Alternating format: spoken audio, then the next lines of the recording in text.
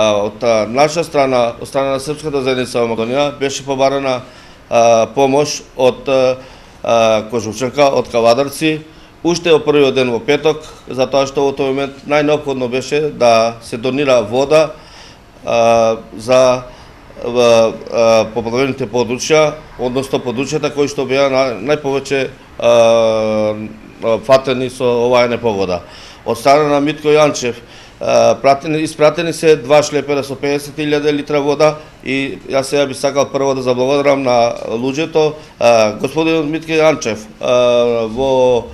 сабота испрати свој 2 камиона до Ниш со 50.000 литра вода, а наредниот ден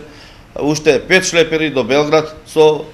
исто така со изворска вода. Исто така морамо да заблагодариме што во овој момент не ја заборави ни Босна, туку испратени се уште 2 шлепери директно во Република Босна. Од тетово морам да се заблагодарим на господинот Владо од Макси, затоа што цел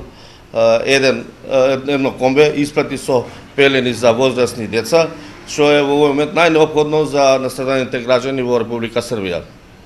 Ја лично би сакал да се заблагодарим на граѓаните на Тетово, на нивната тоа беше само иницијативно собирање на големата помош што ја имаа донирано за Република Србија. Во овој момент, бидејќи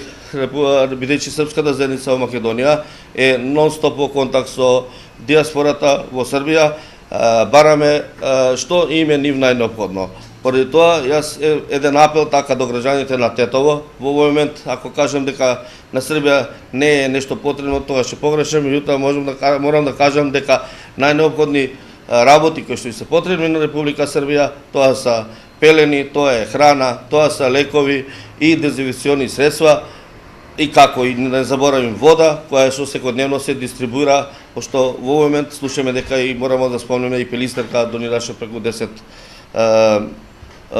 камиони со вода. Ја би замолил граѓаните по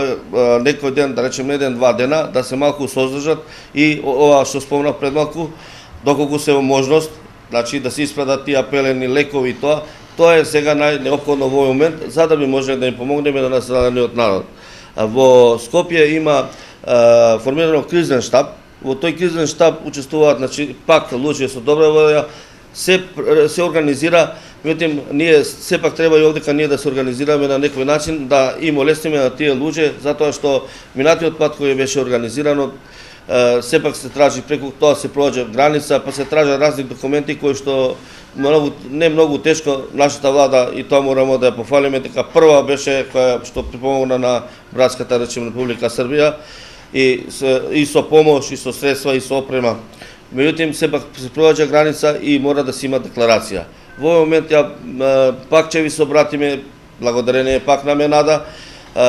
гледајќи го секојдневните призори од Србија,